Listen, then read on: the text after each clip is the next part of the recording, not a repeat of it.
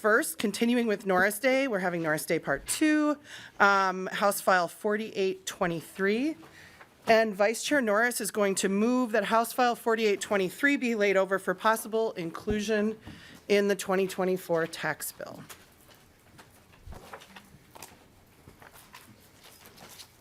Welcome back to your committee, Vice Chair Norris. Whenever you're ready, please go ahead and introduce your bill. All right. Thank you, Chair Gomez, fellow committee members. I'm pleased to present House File 4823. It's a pretty simple bill.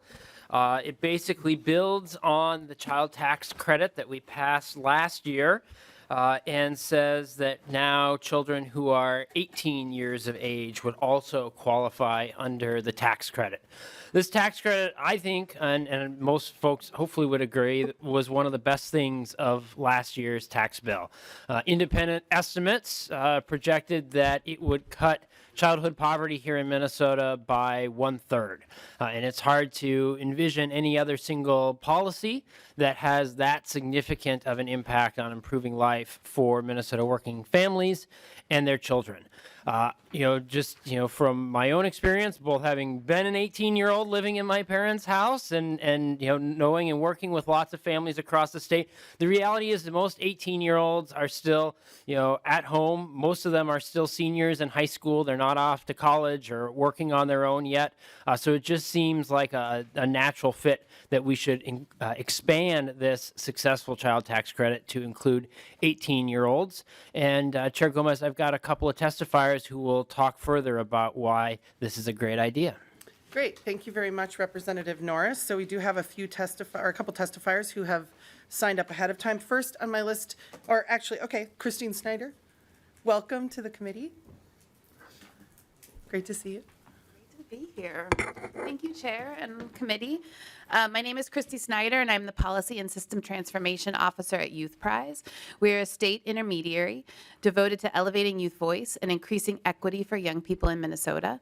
I'm here to testify on behalf of House File 4823, moving the benefits of the Revolutionary Tax Credit up until the child's 19th birthday. While I try not to testify when young people should, the 18-year-olds that I know are currently in school.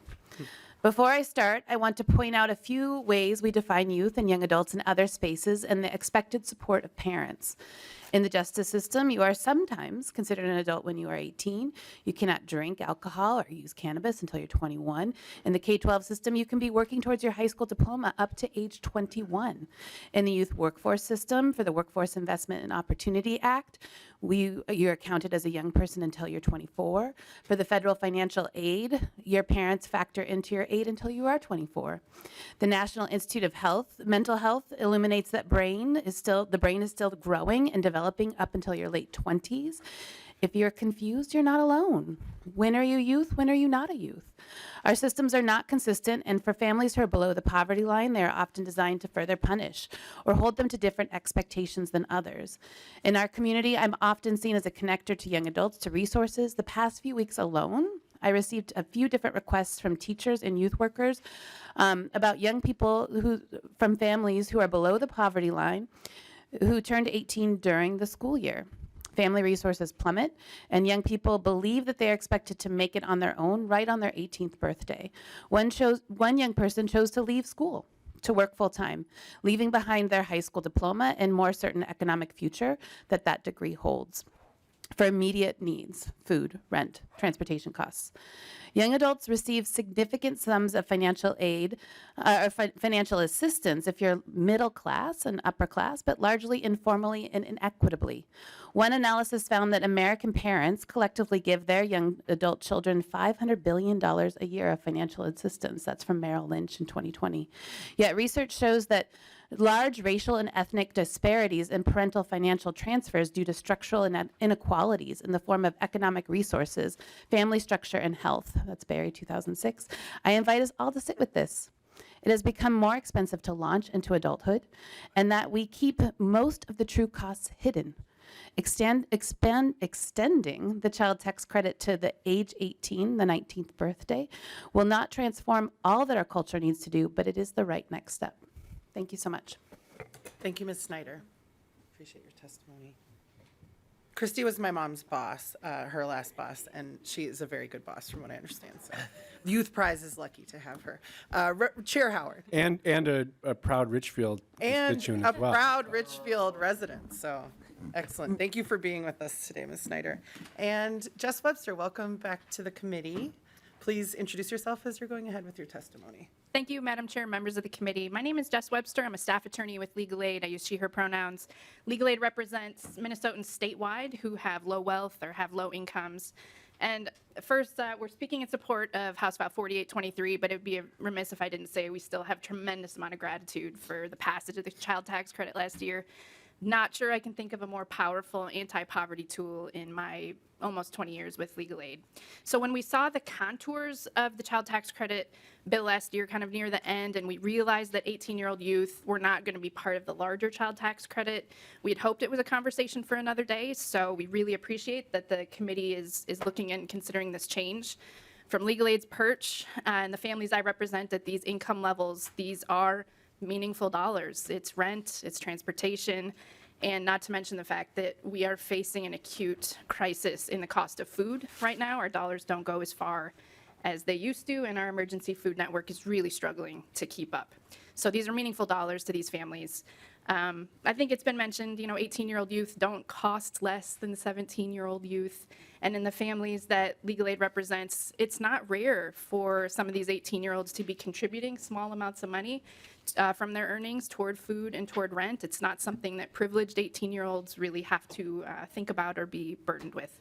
So this is smart and equitable tax policy. We appreciate it. We appreciate your consideration. Thank you. Thank you very much, Ms. Webster. Is there anybody else here who wishes to testify on this bill before we move to member questions? Not seeing anyone. Are there any member questions or comments on this bill? All right, seeing none. Representative Robbins. Sorry. Yeah, no, you're good. Thank you, Madam Chair. Thank you, Representative Norris. So this might be for nonpartisan, but it says that the fiscal or the revenue note, the calculation was limited to returns with only one child to get the average change in credit per child. So I get why you did that, but assuming in reality families might have more than one child that hits this, do you think materially it would change the cost? Cynthia or Ms. Templin, could you take a stab at that? Madam Chair, Representative Robbins. Yes, I see in the estimate that the department did use tax year 24 and did do a calculation for the average per child, for one child, for that tax year. In terms of the cost, with that average, they then multiplied that average times the number of returns that they think would benefit under this proposal to get at the total revenue loss. So I think that the revenue estimate does pick up the cost of multiple children per return. And the estimate also they did note that they increased the estimate by 15% to account for newly eligible returns and children of ITIN users. So I think some adjustments have been done.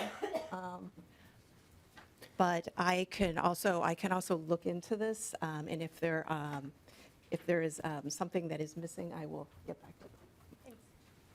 Yeah. Thank you.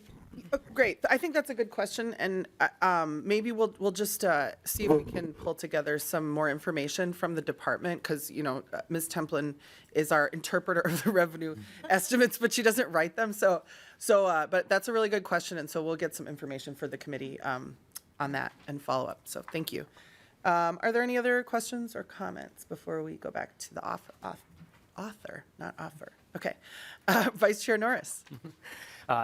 Thanks again, Chair Gomez, and nothing real further to add. I just think this is a great program that we started last year, and it only makes sense to extend it to the 18-year-old children as well. Great. Thank you so much. With that, Vice Chair Norris will renew his motion that House File 4823 be laid over for possible inclusion in the 2024 tax bill, and it is laid over.